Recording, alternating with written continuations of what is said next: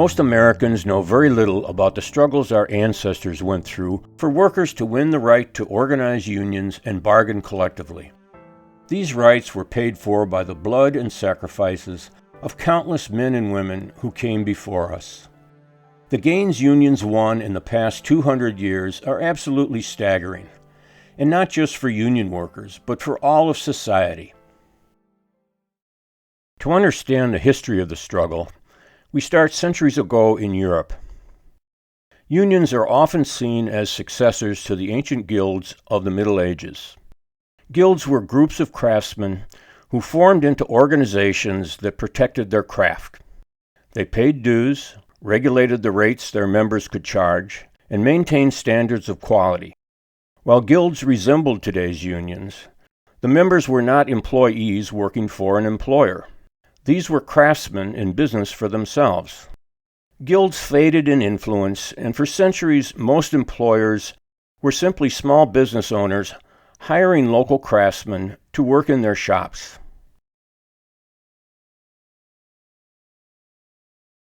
With the development of machinery powered by water and later by steam, the Industrial Revolution changed the nature of work. Beginning in the middle of the 18th century, production shifted from small-scale crafts to an economy based on large numbers of unskilled laborers making vast amounts of goods in factories.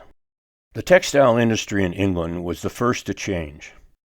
Any craft having to do with thread or fabric was rapidly replaced with massive textile mills. The skills weavers had developed over decades were now useless, and entire families of weavers had no choice but to move to the cities and work in the factories. While the Industrial Revolution destroyed the livelihood of many crafts, new opportunities did arise. There is now much more buying, selling, and transporting of goods. The entire revolution is based on making huge quantities of goods in one place and then shipping them elsewhere. The supply of cheap goods encouraged the construction of roads, ships, canals, and eventually railroads. With the improved systems of transport, mass-produced goods were available to more and more people. The middle class grew rapidly, and the standard of living of much of the country rose.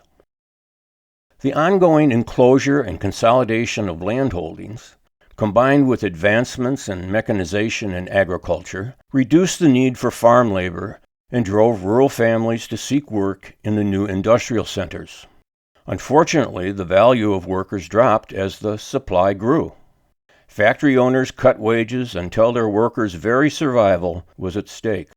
Men toiling up to 16 hours a day couldn't feed their families, so their wives also went to work in the mills. When families were still unable to make ends meet, the children were sent into the factories and mines. Working 70 to 100 hours a week for mere pennies of pay, there was little time for sleep or play. Children received only scraps of education, if they attended school at all. Boys and girls were literally used as beasts of burden, crawling through narrow mine shafts, hauling heavy loads to the surface. When the English government finally investigated, the testimony in Parliament horrified people. Safety in the mines was almost non-existent.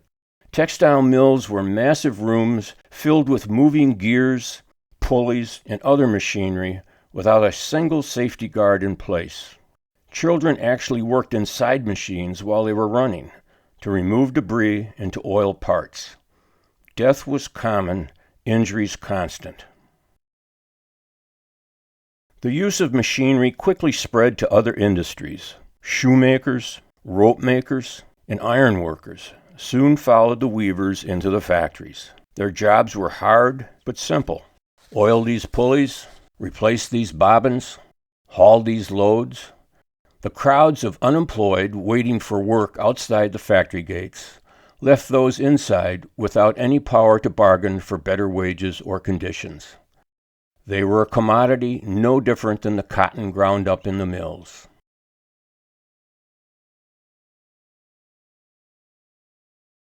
In 1789, An apprentice in an English cotton mill, Samuel Slater, migrated to the United States and brought with him extensive knowledge of the machines and organization of the mills. Partnering with investors in Rhode Island, Slater founded the first cotton mills in the United States. They established villages and recruited entire families to work in the mills, and, as in England, children were employed. Over the next 50 years, Slater and other entrepreneurs built a thriving textile industry in New England. One mill that opened in 1823 in Massachusetts became known as the Lowell Miracle. The mill and the surrounding town were designed to be a model of how to treat workers in a fair and just manner. Since the majority of those working in these mills would be young women, the company built dormitories and hired chaperones to protect the women's honor. In the early years, the Lowell mills were relatively clean, orderly, and decent places to work, and people came from around the world to see them. Eventually, other mills sprang up, and the competition drove down profits. The owners began pressuring the workers to go faster and to do more, and the women of Lowell found their work increasingly difficult. In 1834, when the owners cut their wages, the Lowell workers finally had had enough and walked out. Without any planning or prior organization, the strike was not successful. Its leaders were fired, and most of the women went back to work. But the Lowell women now knew what to expect, and they planned for the next battle. When the company imposed a significant increase in their boarding costs in 1836, they walked out again. This time they were highly organized and united, leaving the factories in shifts and living at home to save money. This put so much pressure on the owners that they soon gave in, and the increase in room and board was dropped. There's a belief in American labor that the rights of workers enjoyed today were won mostly by men, but this early victory by the women at Lowell illustrates another side to the story. It is true, however, that most initial efforts at organizing workers in the United States took place among the skilled trades dominated by men. As early as 1794, shoemakers in Philadelphia established a society of journeymen and conducted a strike. By the 1830s, working people in many eastern cities were organized into trade societies. These craft unions used collective bargaining to fight for higher wages, shorter hours, and better working conditions. Many of these early unions also called for women's right to vote, an end to slavery, a 10-hour workday, abolition of imprisonment for debt, and free public education for children.